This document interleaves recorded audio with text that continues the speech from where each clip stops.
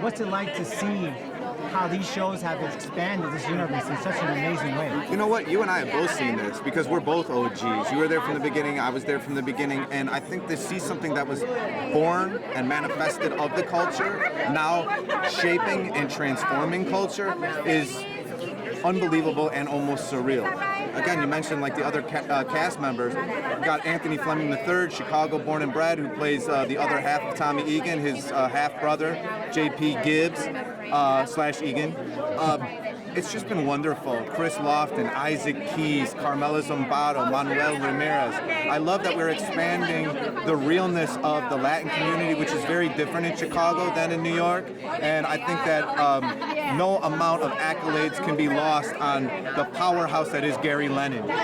Gary Lennon was so impactful and formed the original OG Power, and now doing such a dynamic job of bringing the realness of not only the characters and the humanity, but the city of Chicago. We went from kind of just showing Chicago as a backdrop to being in the supermercados and to being in these neighborhoods of Pilsen and Little Village and Brighton Park and on the west side of Garfield Park and the Austin neighborhood.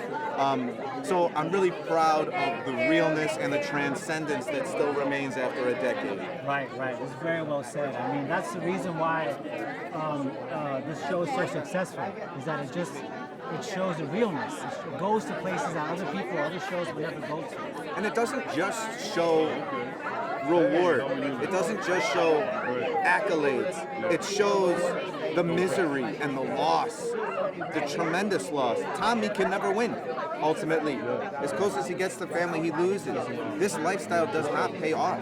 There is not happiness at the end of this road. There might be longevity. Meyer Lansky lived to be an old man. Lucky Luciano lived to be an old man. A lot of these old gangsters, it's true, it's not unprecedented to live to be old.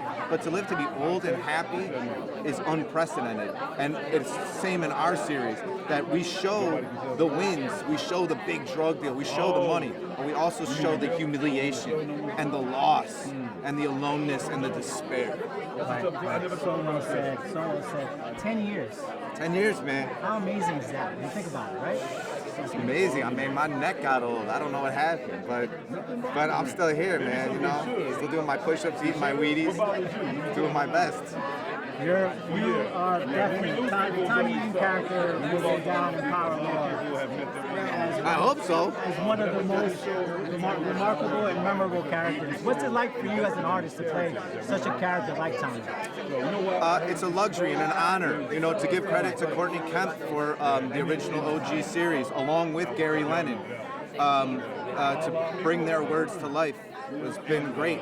I think the main thing to remember is that as much as I am grateful that the fans love the Tommy character, that I never could do it alone, and I never did it alone. It's an amalgamation of a lot of characters. Shout out to the big boss, Curtis 50 Cent Jackson, who was always accessible, always kind, always gave love back to us. And the accolades that I think that we earned, but that he was willing to give as a boss. I'm grateful for that. I'm grateful for Mark Canton always believing in us and staying loyal to this series to propel it to the next level. So as much as I appreciate hearing thank you, I feel even more satisfaction with saying thank you back. With that being said, I would love to hand this mic over to you. I'd love for you to say thank you to the fans on camera for 10 years of power. Yo, what can I say? The best fans in the world, or more accurately, the best fans in the universe, the Power universe. Thank you guys for everything. Thank you guys for the best 10 years of my life, the most fun, the most exciting, the scariest, the most nerve-wracking, and here we are, 10 years later. Here's the 10 more. Thank you, everybody.